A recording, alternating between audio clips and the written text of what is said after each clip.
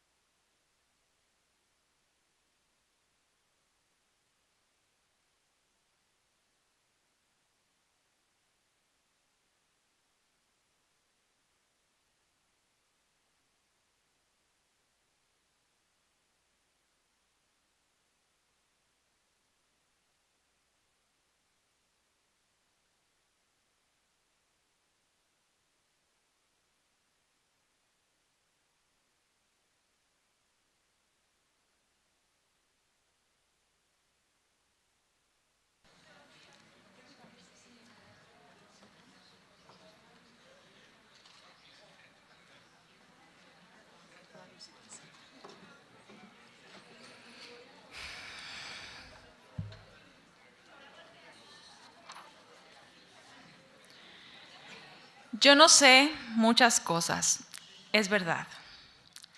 Digo tan solo lo que he visto, y he visto que la cuna del hombre la mecen con cuentos, que los gritos de angustia del hombre los ahogan con cuentos, que el llanto del hombre lo taponan con cuentos, y que el miedo del hombre ha inventado todos los cuentos. Yo no sé muchas cosas, es verdad, pero me han dormido con todos los cuentos y sé todos los cuentos. León Felipe, sé todos los cuentos.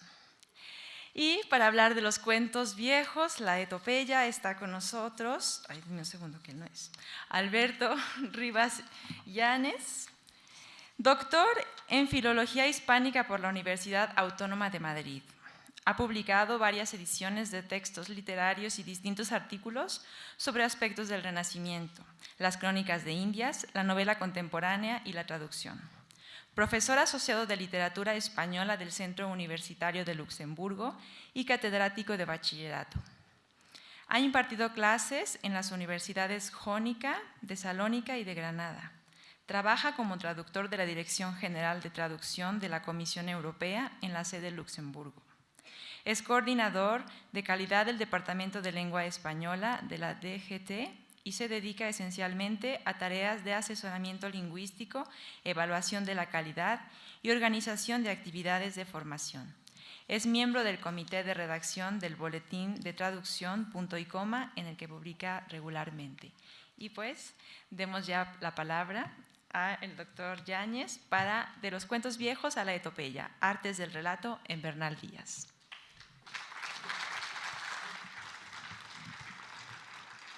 Muchísimas gracias por la presentación. También agradezco mucho a los organizadores haberme invitado. Me siento realmente privilegiado por estar aquí y poder hablar de la historia verdadera y, en fin, en particular a todos los asistentes les agradezco de corazón su presencia ahí y su disposición a escucharme ya a estas horas tardías. La historia verdadera se caracteriza ante todo por el afán totalizador de Bernal Díaz, por el deseo de contarlo todo, que convierte su obra, al margen de su dimensión histórica e historiográfica, en una construcción literaria de extraordinaria riqueza.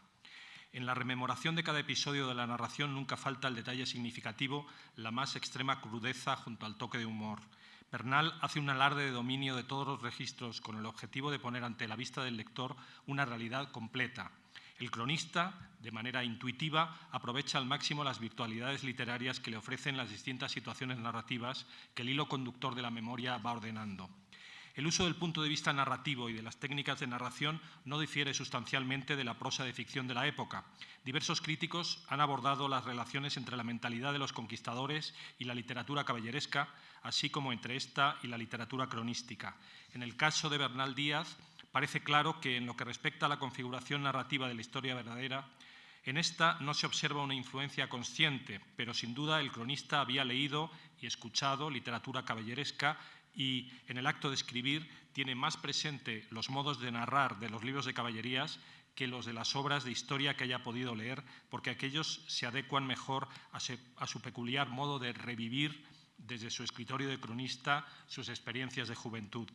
El cronista, impulsado por su necesidad de expresar unas vivencias nunca vistas ni oídas y por presentar una realidad nueva a ojos peninsulares, encuentra soluciones muy próximas a las de la prosa de ficción de su época. El género de la crónica de Indias fue un terreno en el que el discurso histórico y el discurso literario se enriquecieron mutuamente. El autor de la historia verdadera no se sitúa en ninguna tradición culta definida ni usa una retórica docta, pero llega a unas soluciones narrativas de una sorprendente eficacia. Bernal Díaz es capaz de reconstruir y, en muchos casos, de imaginar creativamente una gran gama de situaciones. Lo asombroso no es el ejercicio de memoria, sino el poder que tiene el cronista de convocar con la palabra un mundo trágico y brutal en el que se integran solidariamente la experiencia colectiva y la vivida subjetivamente por él. La escritura de la historia verdadera está marcada por la impronta de la oralidad, que determina el predominio a lo largo de la obra de un tono un tanto coloquial y articula toda una retórica de lo conversacional. La obra plasma el discurso de un autor que probablemente fue un conversador imparable y en la crónica se muestra en perpetua charla consigo mismo y con el lector. Aquí el género de la historia es esencialmente un discurso contado, relatado. Por ello, la sintaxis de la obra, entendida a la vez como sintaxis gramatical propiamente dicha y como sintaxis narrativa, traslada directamente al texto las estructuras de la expresión oral. En una época de intensa comunicación y enriquecimiento recíproco entre folclore y literatura, en la historia verdadera pervive en gran medida el esqueleto del relato vivo, contado de boca a oídos, que se va transformando en cada realización concreta. El narrador adopta soluciones de escritura perfectamente maduras y apenas se detectan las vacilaciones y los errores de planteamiento de un narrador inexperto. Es cierto que las reiteraciones y los latiguillos llegan a lastrar el resultado estético del conjunto del ensamblaje literario, pero al analizar las unidades narrativas de manera aislada, esta impresión desaparece, pues las reiteraciones y latiguillos ejercen la función de marcas anafóricas o catafóricas, de cohesión interna y de fórmulas de engarce o transición de un episodio a otro. Nuestro autor está perfectamente pertrechado de todas las armas de un buen narrador al servicio de su propósito de transmitir una historia verdadera. Al margen de la verdad histórica o de la verdad histórica que al autor interesaba presentar, al lector actual admira la verdad literaria que expresa y en la que el cronista se muestra totalmente volcado, tal vez sin plena conciencia de su valor intrínseco. La base constructiva de la historia verdadera es la alternancia entre los principios de continuidad, lo que el cronista llama la relación y ruptura. El cronista siembra su obra de indicaciones metatextuales acerca del modo en que se va organizando el relato. Cito: «Y porque en una sazón acaecen dos y tres cosas, y por no quebrar el hilo de lo uno por decir de lo otro, acordé de seguir nuestro trabajosísimo camino». El capítulo 174. Dicha alternancia, que articula y otorga coherencia a la obra, constituye además la pauta que infunde el ritmo característico de la narración. Pese a la impresión de desorden que puede suscitar en una lectura superficial, la historia verdadera se configura como un entramado complejo de variaciones pendulares, simultaneidades y referencias cruzadas que dotan a la obra de su morfología característica. En última instancia, más allá del desorden, de las repeticiones y del desequilibrio entre unas partes y otras de la narración, la cohesión de esta está garantizada tanto por la fidelidad a un punto de vista como por la calidad de testimonio que sirve de justificación a la obra, que se plasman en una narración directa, en estado puro, ajena a recetas preconcebidas, en la que reside uno de los mayores encantos de la obra. En palabras de Francisco Rico, cito: la capacidad de trenzar variados elementos de suerte que cada uno alcance relevancia propia y a la vez se integre en un conjunto perfectamente articulado es una de las supremas dotes del medinense. Cuando Bernal, al referir una operación o una refriega, salta de un núcleo a otro, lo hace con tan portentosa habilidad que la percepción del lector va siempre a más. El cambio de escenario no se siente como ruptura, sino como enriquecimiento. Poquísimas veces la narración de hechos guerreros ha conseguido casar adecuadamente la perspectiva estratégica, la precisión táctica y la vivencia personal. Fin de cita. Veamos algunos ejemplos de las marcas de continuidad en las que el autor muestra su pericia en el empleo de mecanismos que satisfacen la necesidad de estructurar el relato, presentando escenas que se producen de manera simultánea y poniendo en antecedentes al lector antes de contar determinados acontecimientos. En el capítulo 15, junto a la acción principal, las acciones guerreras, el narrador informa al lector de la trama paralela tejida por el gobernador Velázquez. Mientras la expedición de Grijalva se encuentra en San Juan de Ulúa, el gobernador envía un navío en busca de los expedicionarios. Cito: después que salimos con el armada con el capitán Juan de Grijalva de la isla de Cuba para hacer nuestro viaje, siempre el Diego Velázquez estaba pensativo, no hubiese acaecido algún desastre y deseaba saber de nosotros. Y a esta causa envió un navío pequeño en nuestra busca y con ciertos soldados y por capitán de ellos a un Cristóbal de Olí. Capítulo 15. De igual manera, Velázquez aparece periódicamente en el relato como la amenaza de la permanencia de Cortés al frente de la conquista. El procedimiento es semejante, se interrumpe el hilo del relato y la atención se desplaza a la trama de Velázquez simultánea o anterior en el tiempo. En el capítulo 22 se introduce otra ruptura de la narración para relatar cómo, mientras Cortés prepara la tercera expedición al continente, Velázquez lo revoca como capitán. Más adelante, capítulo 24, el curso de la narración vuelve a interrumpirse para contar que Velázquez envía a un criado para prender a Cortés. En el capítulo 56 el cambio será en sentido inverso, ya que tras los preparativos de la expedición de Velázquez en contra de Cortés, el interés se vuelve sobre los procuradores enviados por Cortés a España. Y en el capítulo 109 se pasa de un Moctezuma preso y los movimientos de varios caciques en contra de los invasores españoles al relato del envío por Velázquez de una armada con Pánfilo de Narváez al frente. El obispo de Burgos, a la sazón presidente de Indias, ordena prender a Cortés y sus soldados. Por otra parte, el autor hace un abundante uso de fórmulas de engarce de varios tipos, de inicio y transición, por ejemplo, dejemos esto y digamos, de cierre, por ejemplo, quiero volver a mi materia, de introducción de incisos, por ejemplo, antes de que pase más adelante, quiero decir, y anafóricas y de resumen, por ejemplo, ya me habrán oído decir.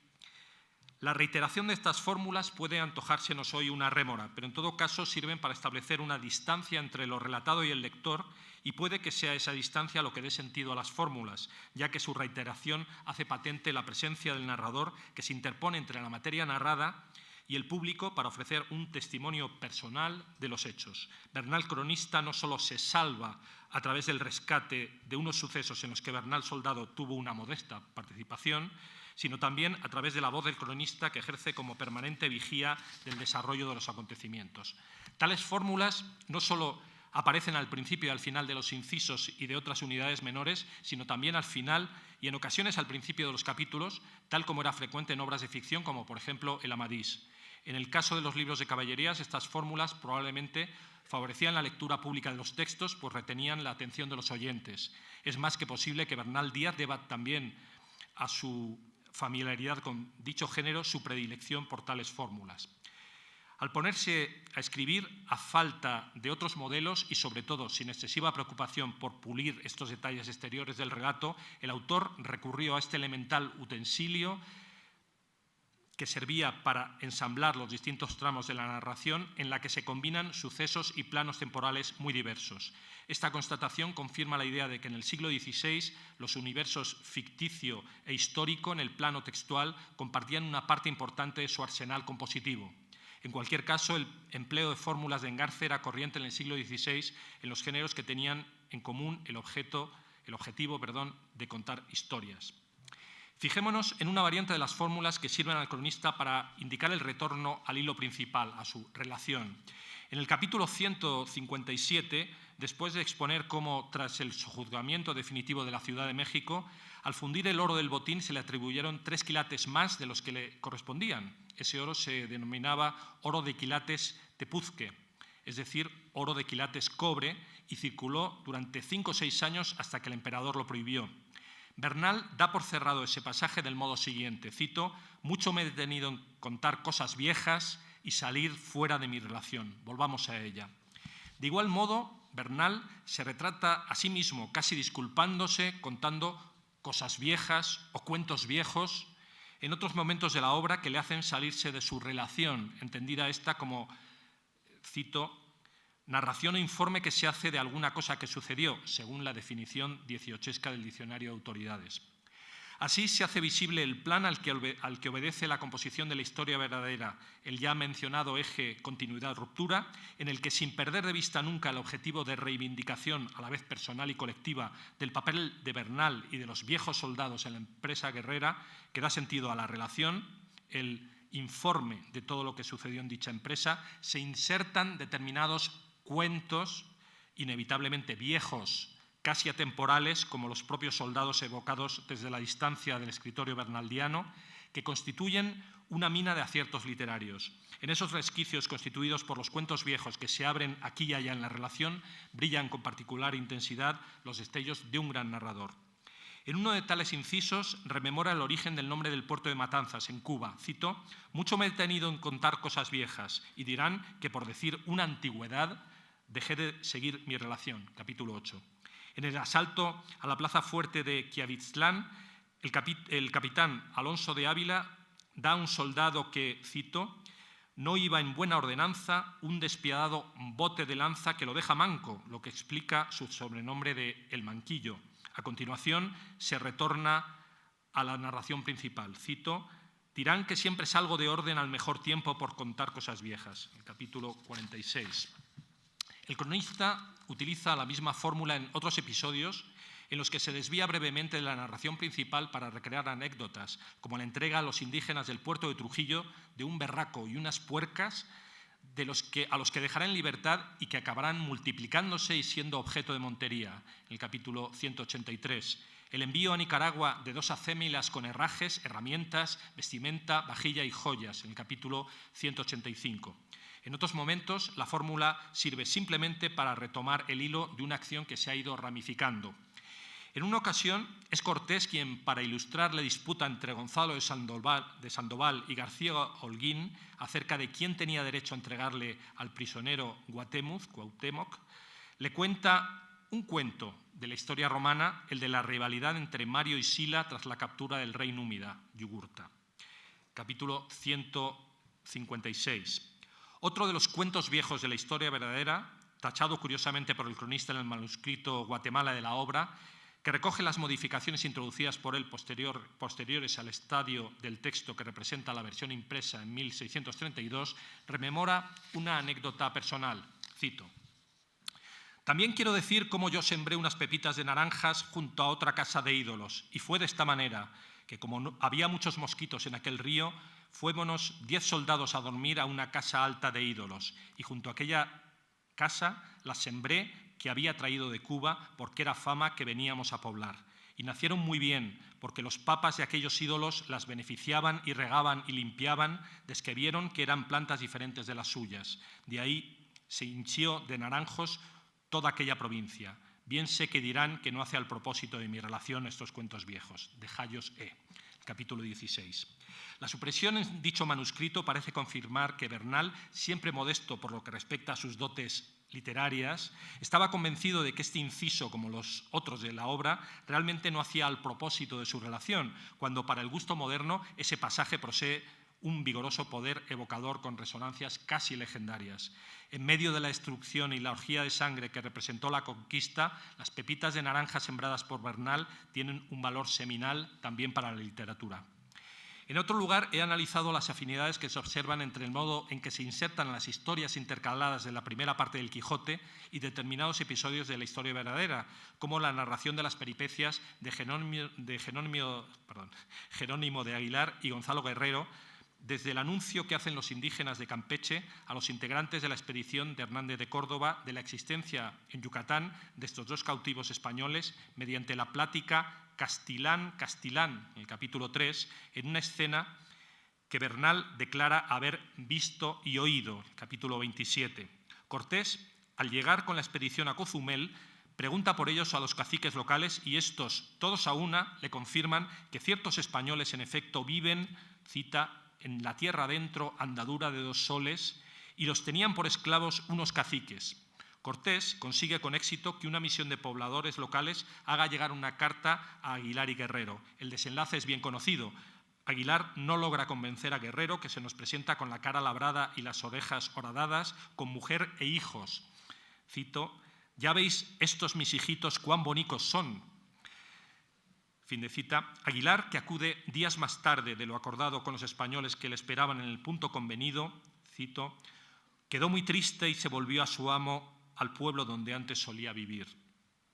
Unas páginas después, sabedor de que los españoles están en la isla de Cozumel, se cuenta que consigue llegar allí en una canoa acompañado de 6 indígenas. Aguilar se da a conocer y cuenta su vida, cita, aunque no bien pronunciado, fin de cita, desde que 8 años antes su navío en travesía del Darién a Santo Domingo encalla y junto con otros 15 hombres y 2 mujeres es capturado por los aborígenes. Él y Guerrero serán los únicos supervivientes.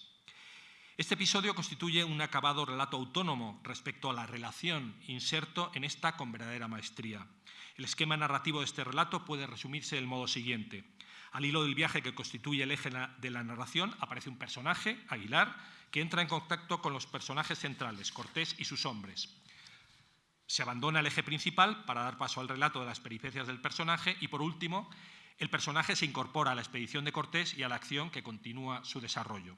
Como vemos, el escaso ornato retórico del que hace gala el cronista, en parte también como coartada del carácter verdadero de su historia, es compatible con una cuidada elaboración narrativa. La pericia del cronista a la hora de contar una anécdota clave o de recrear en pocas líneas el perfil de un personaje está a la altura de la mejor literatura de ficción de la época. Una vez nombrado Cortés capitán general de la Armada por el gobernador Velázquez, un día en que ambos se dirigen a misa juntos, aparece ante ellos, cito, un truhán que se decía Cervantes el Loco, haciendo gestos y chocarrerías, y decía a la gala de mi amo Diego, oh Diego, ¿qué capitán has elegido? ¿Qué capitán has elegido? Que es de Medellín de Extremadura, capitán de gran ventura, mas temo, Diego, no se te alce con el armada, pues todos le juzgan por varón, por muy varón en sus cosas. Capítulo 19. Según Bernal, fueron los parientes de Velázquez los que pagaron para que hablara delante del gobernador. Ello no impide al buen cronista extraer moraleja. Cito, y todo salió verdad como lo dijo. Dicen que los locos algunas veces aciertan en lo que dicen y verdaderamente fue elegido Hernando Cortés para ensalzar nuestra santa fe y servir a su majestad, como adelante diré. Fin de cita. Un personaje rodeado de misterio es Monjaraz, que jamás fue, cito, a guerra ninguna ni entrada con nosotros porque andaba doliente en aquel tiempo. Capítulo 136. Cuando cercados los españoles en México se sube a un cu a contemplar cómo pelean los mexicanos, mueren circunstancias no aclaradas. Cito, y muchas personas dijeron que fue por misión divina que muriese aquella muerte, porque había muerto a su mujer, muy honrada y buena persona, sin culpa ninguna, y que buscó testigos falsos que juraron que le hacía maleficio. Fin de la cita. Algunas referencias a personajes de la conquista son fugaces pero certeras, como la de otro soldado que se decía Gonzalo Mejía Rapapelo, es una cita, del capítulo 205, porque decía él mismo que era nieto de un Mejía que andaba a robar en el tiempo del rey Don Juan en compañía de un centeno. Fin de la cita. O del ensalmador Juan Catalán, cita, que nos santiguaba y ensalmaba las heridas y verdaderamente digo que hallábamos que nuestro Señor Jesucristo era servido darnos esfuerzo, de más de las muchas mercedes que cada día nos hacía y de presto sanaban. Capítulo 151. Las mujeres europeas, que eran en los momentos iniciales de la conquista pocas, causaban un considerable revuelo entre los soldados. Catalina Juárez la Marcaida, mujer que fue de Cortés, según cita del capítulo 160, que junto con otros hombres y mujeres se reúne con el ejército bajo una torrencial lluvia, cito, en aquella sazón llovió tanto que no podíamos ir por los caminos, ni pasar ríos ni arroyos porque venían muy crecidos que salieron de madre, fin de cita. Fue muy bien recibida, pero a los 3 meses de su llegada, nueva cita, oímos decir que la hallaron muerta de asma una noche, fin de la cita. Hay un episodio de náufragos que sobreviven como Robinsones avant la lettre durante 2 meses en una isla desierta. Un barco zarpa de Veracruz, naufraga y de él, cito, no se salvaron sino 3 personas que aportaron en unas tablas a una isleta donde había unos grandes arenales. Sería 3 o 4 leguas de tierra donde había muchos lobos marinos que salían de noche a dormir a los arenales y mataron de los lobos y con lumbre sacaron con unos palillos. Tuvieron lugar de asar carne de los lobos y cavaron en mitad de la isleta e hicieron unos como pozos y sacaron agua algo salobre y también había una fruta que parecían higos. Y con la carne de los lobos marinos y la fruta y agua salobre se mantuvieron más de 2 meses. El capítulo 158. El mar tenía otros peligros, como la voracidad de los tiburones que amenazaron la travesía de la carabela que conducía a Alonso de Zuazo a la Nueva España en el capítulo 163. En la historia verdadera están presentes todos los registros y todas las experiencias, incluido el detalle costumbrista y a veces escatológico, como la ocasión en que Cortés aplaza dar una respuesta a los embajadores de Moctezuma, cito, porque estaba purgado del día antes y purgóse con unas manzanillas que hay en las islas de Cuba y son muy buenas para quien sabe cómo se han de tomar. El capítulo 72. El indígena se muestra a menudo perplejo ante el aspecto y costumbres del invasor. Así, cuando los indios de Tabasco ven por primera vez jinetes a caballo, creen, cito, que caballo y caballero eran todo uno, como jamás habían visto caballos. El capítulo 34. Los españoles se aprovechan de la ingenuidad de los indígenas. El astuto Cortés ordena que se excite a un caballo rijoso con el olor de una yegua para que con sus relinchos desconocidos para los indios amedrente a estos. Bernal reproduce en estilo directo la exposición del plan por Cortés, lo que incrementa el efecto narrativo del pasaje. El resultado es previsible. Cito, y en aquel instante trujeron el caballo que había tomado olor de la yegua y átanlo no muy lejos de donde estaba Cortés hablando con los caciques, y como la yegua la habían tenido en el mismo aposento a donde Cortés y los indios estaban hablando, pateaba el caballo y relinchaba y hacía bramuras, y siempre los ojos mirando a los indios y el aposento a donde había tomado olor de la yegua. Y los caciques creyeron que por ellos hacía aquellas bramuras y estaban espantados. Capítulo 35. Cortés finge a continuación que ha ordenado al caballo que no ataque a los caciques. Hernán Cortés encuentra su doble mexicano al que los españoles bautizan Cortés. Cito, un gran cacique mexicano y en el rostro y facciones y cuerpo se parecía al capitán Cortés y adrede le envió el gran Montezuma. Capítulo 39. La crónica bernaldiana recoge múltiples testimonios de la vida indígena. Entre otros objetos, los españoles encuentran en las viviendas de los indios lopelucios algo que pasa casi inadvertido. Cito, muchos libros de su papel cogidos a dobleces, como a manera de paños de corte. El capítulo 44. Acerca del mundo de lujo que rodeaba a Moctezuma, se recogen valiosísimas informaciones que Bernal transmite de una manera minuciosa y con un gran dominio de los instrumentos de la narración. Merece la pena detenerse en sus hábitos culinarios. El ritual de la comida del emperador era de una exquisitez extremada. Cito, 4 mujeres muy hermosas y limpias le daban agua a manos en unos como a manera de aguamaniles hondos que llaman jicales.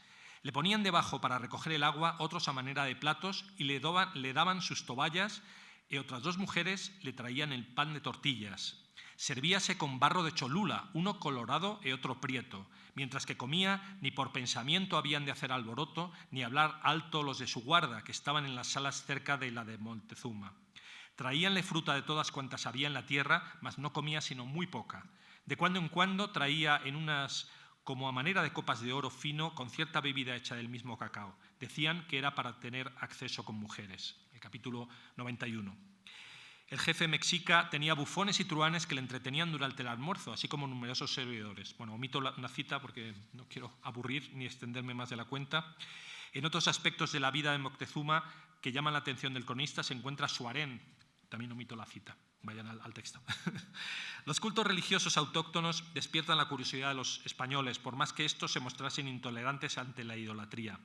Cito, tenían en cada provincia sus ídolos, y los de una provincia o ciudad no aprovechaban a los otros, y ansí tenían infinitos ídolos y a todos sacrificaban. Capítulo 92.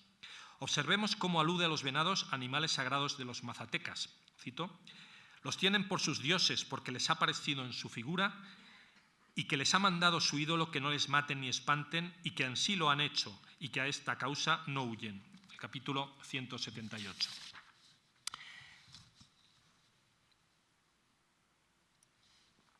Del pueblo zapoteca, Bernal recoge esta costumbre, cito, con un silbo o voz que dan entre aquellas sierras, resuena y retumba la voz por un buen rato, digamos ahora como ecos.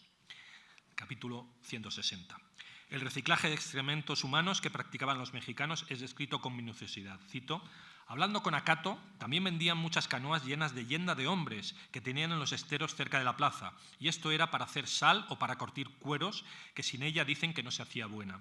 Tenían por costumbre que en todos los caminos tenían hechos de cañas o pajas o hierba, porque no los viesen los que pasasen por ellos. Así, allí se metían si tenían ganas de purgar los vientres, porque no se les perdiese aquella suciedad. Capítulo 92. El mundo indígena aparece en las páginas de la historia verdadera con una enorme variedad de matices que hace lamentar los momentos en que el cronista decide abreviar la materia. Bernal adopta una actitud casi periodística ante la vida y las costumbres de los pueblos autóctonos. Se muestra relativamente libre de prejuicios europeos, salvo fundamentalmente en lo que respecta a la religión, a la hora de captar la otredad en el indio. Y todo ello está marcado por la impronta literaria que el autor deja en todo lo que relata. Las relaciones entre Cortés y sus hombres o entre los propios soldados proporcionan gran cantidad de situaciones narrativamente interesantes. El reparto de los botines y las excesivas porciones que se reservaba Cortés para sí son un motivo recurrente en la historia verdadera. Bernal presenta en términos solidarios, por ejemplo, el pobre, etc., la historia del soldado Cárdenas, que había abandonado a su mujer e hijos en tierra andaluza en busca de las riquezas que prometían las Indias y, cito, como había visto tanta riqueza en oro, en planchas y en granos de las minas y tejuelos y barras fundidos, y al repartir de ello vio que no le daban sino 100 pesos, cayó malo de pensamiento y tristeza. El capítulo 105. Las sencillas palabras del cronista evocan de forma conmovedora la frustración del hombre que ve barridas sus esperanzas de salir de la miseria. Bernal, que a fin de cuentas se identifica con el desventurado soldado por considerarse él mismo escasamente recompensado, resuelve el relato con un diálogo de Cárdenas y un compañero que se zanja con la expresión proverbial uno en papo y otro en saco y otro so el sobaco. El capítulo 105. Bernal descarga su ironía sobre las melifluas, dice él, palabras de Cortés, cito, dijo otras razones muy bien dichas que las sabía bien proponer. Fin de la cita, que acaban convenciendo a Cárdenas. El cronista trata de mostrar la generosidad de Moctezuma con el relato de una anécdota admirablemente narrada y envuelta en una atmósfera, quizá suscitada por lo arquetípico de los animales que intervienen, un gavilán y una codorniz, que recuerda los exempla medievales. A su manera, la función de este pequeño relato también es la ejemplificación, en este caso, de las cualidades del jefe mexica. Cito, un día estábamos 3 de nuestros capitanes y ciertos soldados con el gran Montezuma y acaso abatióse un gavilán en unas salas como corredores por una codorniz. Y como el gavilán se abatió y llevó presa, viéronlo nuestros capitanes y dijo uno de ellos que se decía Francisco de Saucedo el Polido, «Oh, qué lindo gavilán y qué presa hizo y tan buen vuelo tiene». Y respondimos los demás soldados que era muy bueno y que había en estas tierras muchas buenas aves de caza de volatería. Y el Montezuma estuvo mirando en lo que hablábamos y preguntó a su paje Orteguilla sobre la plática. Y le respondió que decíamos a aquellos capitanes que el gavilán que entró a cazar era muy bueno y que si tuviésemos otro como aquel, que le mostraría a venir a la mano y que en el campo le echarían a cualquiera ave, aunque fuese algo grande, y la mataría. Entonces el Montezuma dijo, pues yo mandaré agora que tomen aquel mesmo gavilán y veremos si le amansan y cazan con él. Todos nosotros los que allí nos hallamos le quitamos las gorras de armas por la merced y luego mandó llamar a sus cazadores de volatería y les dijo que le trujesen el mismo gavilán. Y tal maña se dieron en le tomar que a horas de la Ave María vienen con el mismo gavilán y le dieron a Francisco de Saucedo y le mostró el señuelo. El capítulo 99. Este pasaje constituye una de las ocasiones en las que se muestra la delicada sensibilidad de un cronista endurecido por la experiencia. Nuevamente, el acierto de Bernal consiste en combinar la llaneza expresiva y una narración directa, sin subterfugios. El autor de la historia verdadera es un verdadero maestro de la epopeya. Para describir a sus personajes en determinadas situaciones importantes del relato se vale a menudo de la dramatización. Así, en un pasaje en el que se encuentran solos Cortés y Moctezuma en la prisión del emperador mexica, el autor apela a un cierto sentimentalismo que trata de convencer al lector de la humanidad de los dos personajes que están juntos. Una vez más, Cortés utiliza la palabra como medio para ganarse al prójimo. Mientras eran ejecutados unos capitanes mexicanos, Cortés, cito, mandó echar unos grillos al mismo Moctezuma. Y desde que se los echaron, él hacía bramuras, y si de antes estaba temeroso, entonces estuvo mucho más. Y después de quemados, fue nuestro Cortés con 5 de nuestros capitanes a su aposento, y él mismo le quitó los grillos. Y tales palabras le dijo tan amorosas, que se le pasó luego el enojo. Porque nuestro Cortés le dijo que no solamente le tenía por hermano, sino mucho más, y que como es señor y rey de tantos pueblos y provincias, que si él podía, el tiempo andando, le haría que fuese señor de más tierras de las que no ha podido conquistar ni le obedecían, y que si quiere ir a sus palacios, que le da licencia para ello. Y decíaselo Cortés con nuestras lenguas, y cuando se lo estaba diciendo Cortés, parecía que se le saltaban las lágrimas de los ojos al Montezuma. El capítulo 95. El narrador sabe transmitir con frescura la ironía y la gracia que emplea Cortés para dirigirse a sus soldados.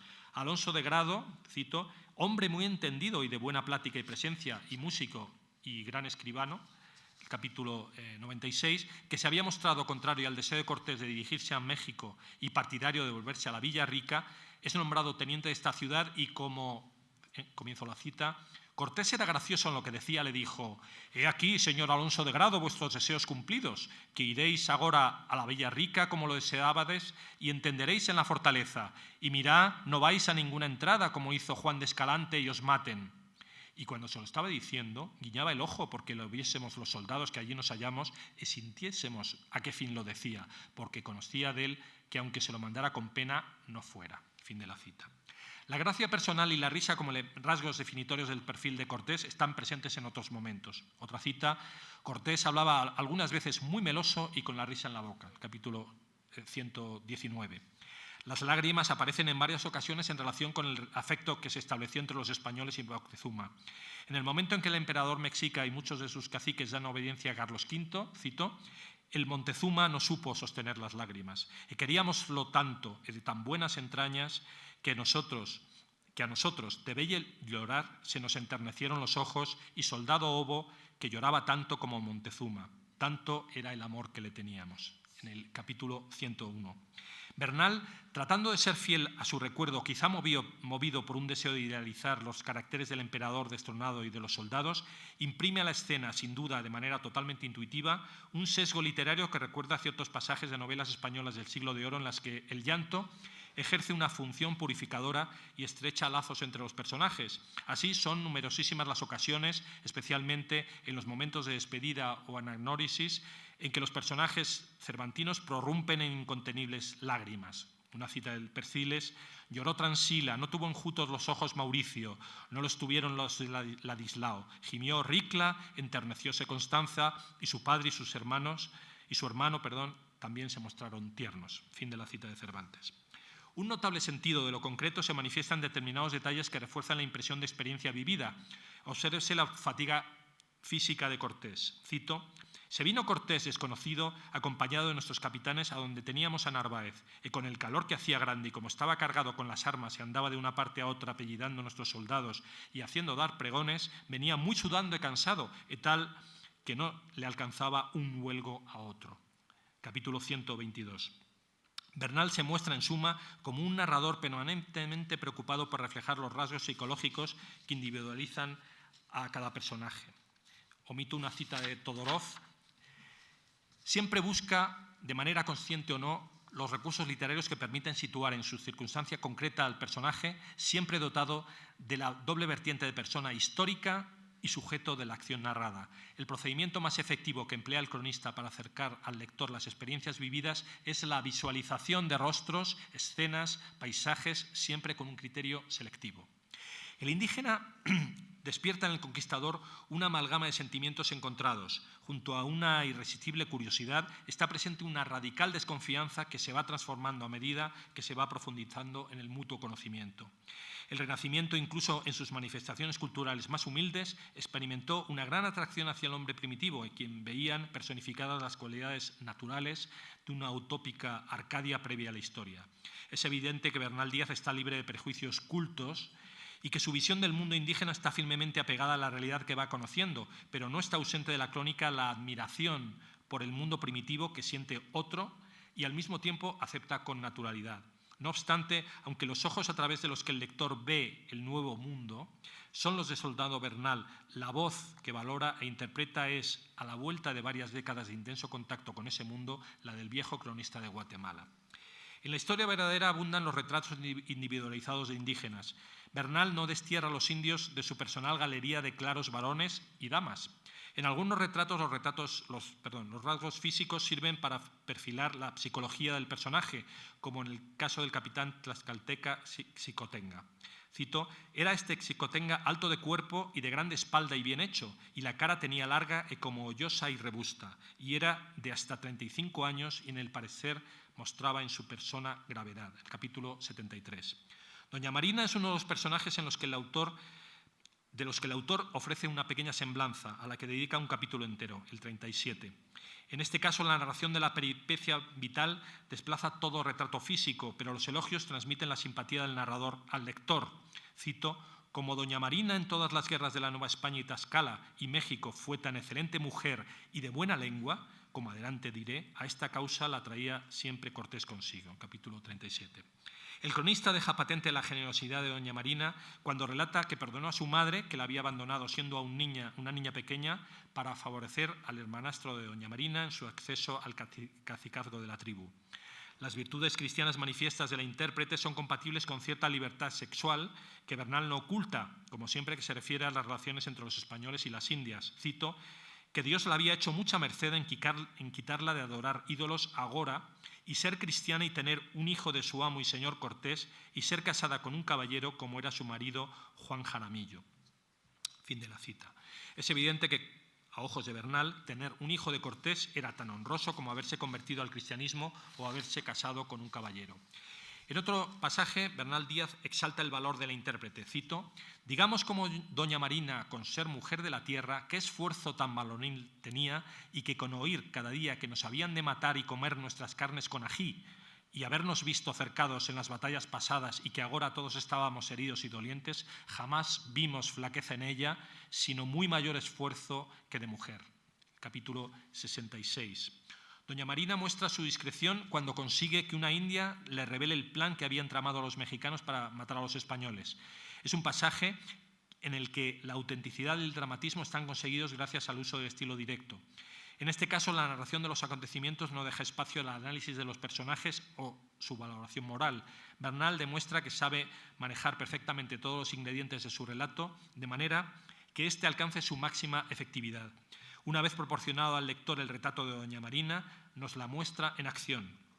Todorov le otorga un papel muy importante como símbolo del mestizaje de las culturas que, cito, «adopta la ideología de los españoles y la utiliza para entender mejor su propia cultura, como lo demuestra la eficacia de su comportamiento, aun si el entender sirve aquí para destruir».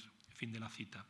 Nos parece, en efecto, que la imagen que Bernal transmite de doña Marina aspira a conquistar la simpatía del lector, y esto no se debe solo a su inteligencia, a sus cualidades naturales, sino fundamentalmente a lo que representa de personaje asimilado a los valores y a los designios del pueblo invasor. Otro personaje predilecto de Bernal es Moctezuma. Ya hemos visto cómo el cronista nos transmite el patetismo y la dimensión trágica de este personaje a que sus protagonistas consideran un traidor.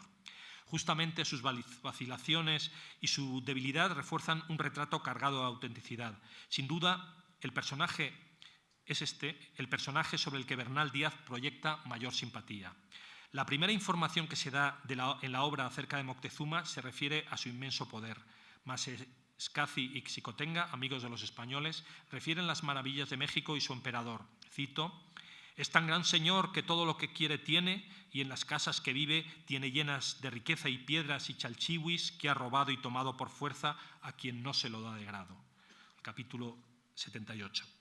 El narrador reserva su descripción hasta que Moctezuma aparece en todo su imperial esplendor ante los conquistadores. Cito: «Ya que llegábamos cerca de México, a donde estaban otras torrecillas, se apeó el gran Montezuma de las Andas y traíanle de brazo aquellos grandes caciques, debajo de un palio muy riquísimo a maravilla, y la color de plumas verdes, con grandes labores de oro, con mucha argentería y perlas y piedras chalchihuis, que colgaban de unas como bordaduras, que hubo mucho que mirar en ello. Y el gran Montezuma venía muy ricamente ataviado según su usanza, y traía calzados unos como cotaras, que así se dice lo que se calzan, las suelas de oro y muy preciada pedrería por encima de ellas». Capítulo 88. El cortejo que le acompaña le infunde una aureola de divinidad. Omito una cita. Como en otros pasajes análogos, abundan los detalles descriptivos externos. El atavío del jefe mexica y toda la escenografía que le rodea son los signos de su poder y adquieren una importancia de primer orden. Bernal Díaz es consciente del impacto que causarán en el lector las imágenes que evoca. Nunca falta el detalle colorista y siempre que es posible se ofrecen las palabras indígenas referidas a una prenda o a un objeto. Más adelante, Bernal dedica un capítulo al retrato de Moctezuma, titulado «De la manera e persona del gran Montezuma y de cuán gran señor era». Se imponía en primer lugar la descripción física. Cito: «Era el gran Montezuma de edad de hasta 40 años y de buena estatura e bien proporcionado en cenceño de pocas carnes, y la color ni muy moreno, sino propia color e matiz de indio, y traía los cabellos no muy largos, sino cuanto le cubrían las orejas, e pocas barbas, prietas e bien puestas e ralas, el rostro algo largo e alegre, y los ojos de buena manera, e mostraba en su persona, en el mirar, por un cabo amor, y cuando era menester, gravedad». Cita del capítulo 91. Bernal no está demasiado lejos de lo que establecían los cánones de la descripción de personas. Juan Luis Vives aconsejaba seguir el orden de la naturaleza y el proceder del todo a las partes. No prescribe un orden rígido de la descripción. Lo importante es que lo anterior arroje luz sobre lo posterior. Cito a Juan Luis Vives. En las descripciones largas, por supuesto en traducción al castellano, donde la cosa ha de ser representada como una explicación, lo mejor será seguir el orden de la naturaleza.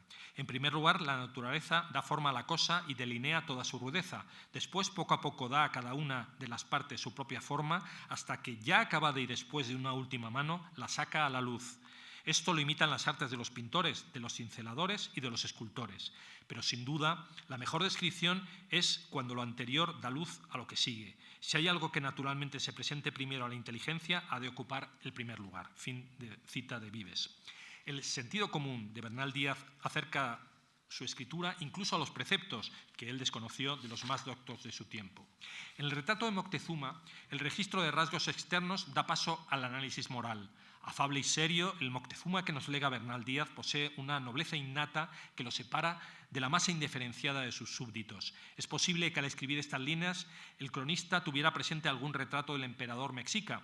Es tentador relacionar también en este aspecto la técnica del retrato que emplea Bernal Díaz en su Historia verdadera con lo que Andrés Soria Ortega ha denominado conciencia biográfica, que se plasma en el florecimiento del género biográfico en la Europa de los siglos XVI y XVII, y en particular las manifestaciones mixtas, es una cita de Andrés Soria Ortega, que reúnen imágenes plásticas y semblanzas verbales, fin de la cita, como la conocida Galería de Retratos del Museo de Paulo Jovio, en Como y sus vidas de hombres célebres, y más tarde el libro de descripción de verdaderos retratos de ilustres y memorables varones de Francisco Pacheco en España, que se inspiró en Jovio, tal como señaló Soria Ortega. Bernal Díaz participa a través de los retratos literarios que contiene la Historia verdadera del espíritu de una época que trató de dejar testimonio a través de la palabra y de la imagen de sus personajes representativos. No parece exagerado afirmar que el Montezuma bernaldiano accede en estas páginas a tal dignidad. El autor pasa a rememorar sus costumbres. Voy un poquito deprisa. Era muy polido, limpio y bañándose cada día una vez a la tarde. Tenía muchas mujeres por amigas, hijas de señores, puesto que tenía 2 grandes cacicas por sus legítimas mujeres, que cuando usaba con ellas era tan secretamente que no le alcanzaban a saber sino algunos de los que le servían. Era muy limpio de sodomías. Las mantas y ropas que se ponía un día no se las ponía sino después de 3 o 4 días. el capítulo 91. Bernal tiende un discreto velo en torno al posible canibalismo del emperador mexica, aunque acaba por reconocer que los españoles le exigieron que renunciara a él, pero la exposición de sus hábitos culinarios se hace con una completísima enumeración de animales de caza y de cría. Me salto la cita, también bastante conocida. En esta ocasión, el cronista no incluye el léxico amerindio, sino que emplea términos peninsulares que solo aproximadamente podían corresponder a las especies animales de México. El procedimiento es el consabido, proyectar la realidad conocida sobre las nuevas realidades con las que se enfrenta el autor. Manuel Alvar estudió en la Historia Verdadera los modos de adaptar los nombres castellanos de animales y plantas a las especies americanas. Bernal describe otros aspectos de la vida de Moctezuma en este mismo capítulo 91, que tiene un enorme interés documental. En estas páginas, el cronista desarrolla sus mejores cualidades literarias, aunque se obstine en desdeñarlas. Es una lástima que al final del capítulo reprima su desbordamiento verbal y nos niegue noticias sobre los distintos oficios que se ejercían en Tenochtitlan. Moctezuma se había ganado la simpatía de los soldados españoles. Cito: como le veíamos tan franco y bueno, le teníamos en el acato que se tienen los reyes de estas partes y él nos hacía lo mismo. El capítulo 99. Tras la muerte de Moctezuma, según Bernal, asesinado a pedradas por sus compatriotas, el cronista concluye: y Cortés lloró por él y todos nuestros capitanes y soldados, y hombres hubo entre nosotros, de los que les conocíamos y tratábamos, que fue tan llorado como si fuera nuestro padre, y no nos hemos de maravillar de ello, viendo que tan bueno era. Y decían que había 17 años que reinaba y que fue el mejor rey que en México había habido y que por su persona había vencido 3 desafíos que tuvo sobre las tierras que sojuzgó, en el capítulo 126. Moctezuma se perfila en la crónica como el arquetipo del jefe indígena que no pierde su dignidad ante el destino que se le impone. El antiguo soldado Bernal Díaz, al elogiarlo, antepone la bondad del emperador destronado a sus cualidades como guerrero. Pero más allá de su dimensión meramente histórica, su retrato y sus actuaciones están diseñadas con un criterio claramente selectivo. El Moctezuma de la Historia Verdadera es un personaje elaborado artísticamente, con sus luces y sus sombras, delineado con el tino de un verdadero creador. A través de la escritura histórica, nuestro cronista alcanza logros que la literatura está ganando por otros caminos, pero que tienen 2 referentes básicos: la realidad y la fidelidad a un punto de vista. Bernal Díaz concentra su interés en determinados personajes indios que destacan sobre las masas anónimas de indígenas que pueblan el texto. Generalmente la descripción física se reduce a unos rasgos generales. La vestimenta y los adornos suelen atraer especialmente la atención del autor. La descripción exterior es el punto de partida del retrato psicológico cuando lo hay. En él, el cronista elige los rasgos caracterológicos más definitorios del personaje. El tratamiento del indígena siempre está marcado por el respeto, incluso cuando se trata de un enemigo. Algunas figuras, como Moctezuma o Doña Marina, se presentan prácticamente como modelos de conducta, aunque no hay ningún rasgo de idealización. Un escritor más atento a las preocupaciones intelectuales de la época quizá habría dotado a estos retratos de una cierta estilización. El indígena podría haberse convertido en un arquetipo del hombre natural opuesto al hombre civilizado europeo, tal como lo vieron otros cronistas. Omito una cita de Enrique Fureña y concluyo esta parte. Por el contrario, estos personajes adquieren vida en la historia verdadera precisamente por su autenticidad que los hace cercanos al lector. Tenochtitlan, desde la lejanía, se anuncia desde el principio de la historia verdadera, a la vez envuelta en una aureola cuasimítica y henchida de amenazas para todos los pueblos mesoamericanos con los que se va topando el ejército conquistador, tanto los aliados como los enemigos de los mexicas. Cortés y sus soldados reciben una primera impresión de la capital imperial a través de las palabras de un emisario de Moctezuma. La célebre cita que dice: y luego dijo de la gran fortaleza de México y cómo estaban fundadas las casas sobre el agua y que una casa a otra no se podía sino pasar por puentes que tenían hechos y en canoas. Y las casas eran todas de azoteas y en cada azotea, si querían poner mamparos, eran fortalezas. Y que para entrar en su ciudad había 3 calzadas, y en cada calzada 4 o 5 aberturas por donde pasaba el agua de una parte a la otra. En cada una de aquellas aberturas había una puente, y con alzar cualquiera de ellas, que son hechas de madera, no pueden entrar en México. Y luego dijo del mucho oro y plata y piedras chalchihuis y riquezas que tenía Montezuma, que nunca acababa de decir otras muchas cosas de cuán gran señor era, que Cortés y todos nosotros estábamos admirados de lo oír. Capítulo 61. Estas palabras inevitablemente tuvieron que despertar en los españoles fervientes deseos de ver y poseer esa ciudad envuelta en un halo de maravilla. En ese momento se pone en marcha el dispositivo que constituye la clave del valor literario en la obra de Bernal. La palabra evoca realidades asombrosas. A partir de esa evocación, la imaginación recrea dichas realidades recurriendo al mundo real conocido, pero también a referentes de la literatura y los mitos europeos. Más tarde se producirá el enfrentamiento con la realidad ansiada. Finalmente, el cronista, desde la distancia del tiempo y la reflexión, reconstruye mediante la palabra escrita todo el proceso. El autor ya adelanta que la realidad superaba las palabras del emisario. Cito: y verdaderamente era México muy fuerte y tenía mayores pertrechos de albarradas que todo lo que decía, porque una cosa es haberlo visto, la manera y fuerzas que tenía, que no como lo escribo. El capítulo 61. Como es habitual, el cronista confiesa su incapacidad de expresar ciertas realidades, aunque la frecuencia de estas afirmaciones puede convertirlas en simples fórmulas de ponderación. Más tarde, los tlaxcaltecas completarán la imagen de la ciudad con una descripción detallada del modo en que estaba configurada, con su ingenioso sistema de puentes levadizos, su dispositivo de suministro de agua dulce de Chapultepec por unos edificios y la distribución de esta en canoas. En esa descripción se acumulan los detalles por medio de una interminable parataxis que traduce todo con acierto, una interminable parataxis que traduce con acierto la ansiedad que provocaba la evocación de la ciudad. Las descripciones previas a la llegada de los españoles a México, sin duda, excitaron su imaginación, pero la contemplación de la ciudad y su comarca, de acuerdo con lo que ya había anunciado el cronista unos capítulos antes, produce en ellos una impresión difícil de borrar. Cito: y desde que vimos tantas ciudades y villas pobladas en el agua y en tierra firme otras grandes poblazones, y aquella calzada tan derecha y por nivel cómo iba a México, nos quedamos admirados y decíamos que parecía las cosas de encantamiento que cuentan en el libro de Amadís, por las grandes torres y cues y edificios que tenían dentro en el agua, y todos de cal y canto. Y aún algunos de nuestros soldados decían que si aquello que vían era entre sueños. Y no es de maravillar que yo lo escriba aquí de esta manera, porque hay mucho que ponderar en ello que no sé cómo lo cuente. Ver cosas nunca oídas ni vistas ni aun soñadas como víamos. El capítulo célebre 87.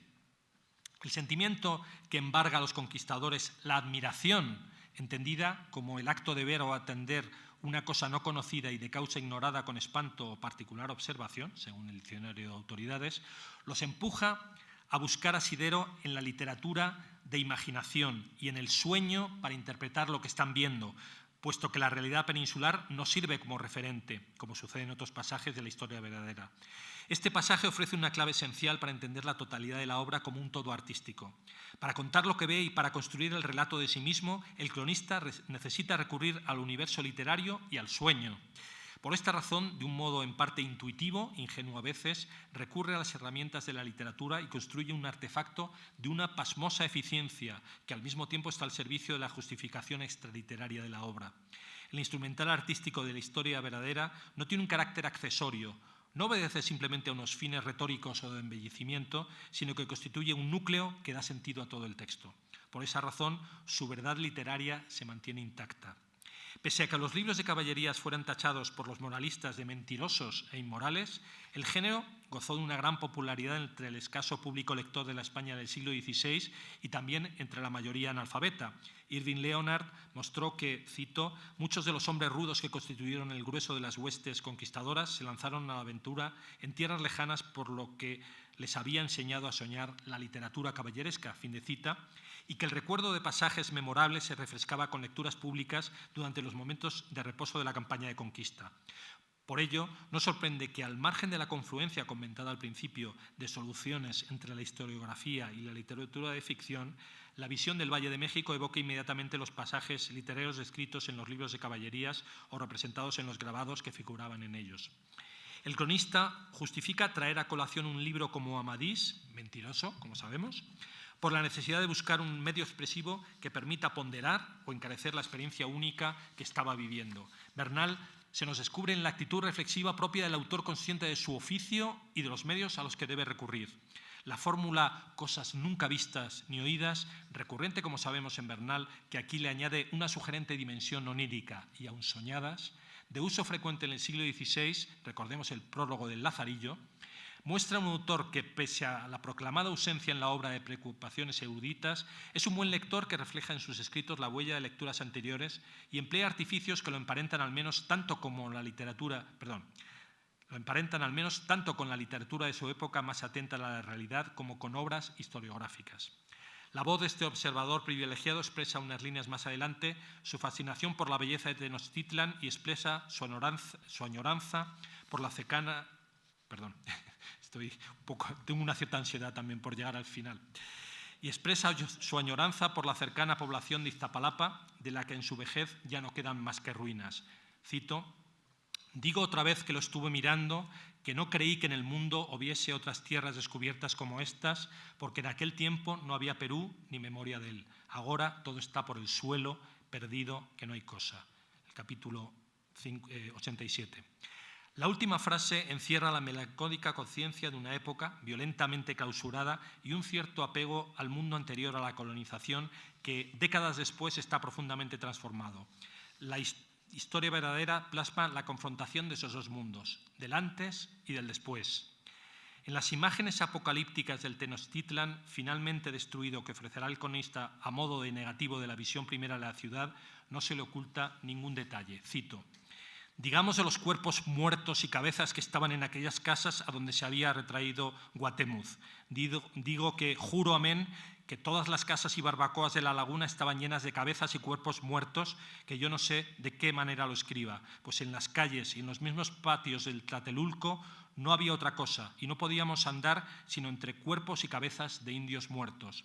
Yo he leído la destrucción de Jerusalén, mas si fue más mortandad que esta no lo sé cierto, porque faltaron en esta ciudad tantas gentes, guerreros de todas las provincias y pueblos sujetos a México que allí se habían acogido, todos los más murieron. Y como ya he dicho, así el suelo y laguna y barbacoas, todo estaba lleno de cuerpos muertos y hedía tanto que no había hombre que lo pudiese sufrir». En el capítulo 156. El éxodo de los indígenas supervivientes de la matanza emparenta inevitablemente con las imágenes de otros holocaustos más recientes. Cito: «Digo que en 3 días con sus noches, en todas 3 calzadas llenas de hombres y mujeres y criaturas, no dejaron de salir, y tan flacos y amarillos y sucios y hediondos que era lástima de los ver. Y como la hubieron desembarazado, envió Cortés a ver la ciudad, y víamos las casas llenas de muertos, y aun algunos pobres mexicanos, entre ellos que no podían salir. Y lo que purgaban de sus cuerpos era una suciedad como echan los puercos muy flacos que no comen sino hierba. Y hallóse toda la ciudad como arada y secadas las raíces de las hierbas buenas que habían comido y cocidas hasta las cortezas de algunos árboles, de manera que agua dulce no les hallamos ninguna sino salada. También quiero decir que no comían las carnes de sus mexicanos, si no eran de las nuestras tlaxcaltecas que apañaban, y no se ha hallado generación en muchos tiempos que tanto sufriese el hambre y la sed y continuas guerras como estas». El capítulo 156. La evocación del cortejo de los muertos en vida que huyen de la ciudad destruida y del recorrido inverso de examen final del territorio que hacen los invasores, plasmado en las imágenes de las casas habitadas por cadáveres y por los últimos supervivientes reducidos a la condición animal en un paraje espectral de desolación absoluta, prefigura en toda su dimensión trágica algunas constantes que se observan en pasajes análogos de otros Bernales del periodismo, la literatura o la historiografía de los últimos siglos. Huidizo, pero magistral, esa es la estela en la que seguimos reconociendo a nuestro Bernal. Muchas gracias.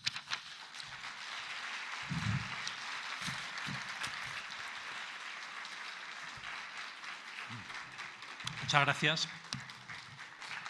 Gracias por la paciencia, por haber aguantado hasta el final. La Fundación Cervantina de México, AC, la Universidad de Guanajuato, el Centro de Estudios Cervantinos y el Gobierno del Estado de Guanajuato, a través del Museo Iconográfico del Quijote, otorgan el presente reconocimiento a Alberto Rivas Yáñez por la conferencia magistral de los cuentos viejos a la etopeya, artes del relato en Bernal Díaz. Doctor.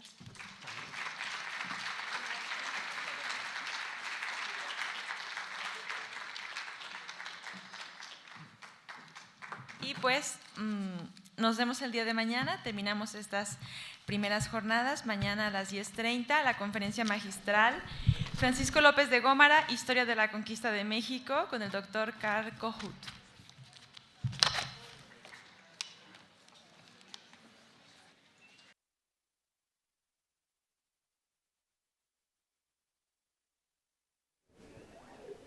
Muchas gracias por haber estado con nosotros en esta primera jornada de trabajos del 27º Coloquio Cervantino Internacional. Miércoles 24 de mayo estaremos de regreso con ustedes a partir de las 10:30 de la mañana. No se podrán perder la conferencia magistral Francisco López de Gómara, Historia de la Conquista de México, presentada por el investigador Karl Kohut. Les recordamos que todos y cada uno de los eventos académicos del 27º Coloquio Cervantino Internacional que se están llevando a cabo en el Auditorio General del Campus Guanajuato de nuestra Casa de Estudios podrán ser seguidos en vivo por el canal de streaming de Televisión UG y a través de las redes sociales del Sistema de Radio, Televisión e Hipermedia de la Universidad de Guanajuato. Mi nombre es Sandra Guzmán y les agradezco habernos acompañado.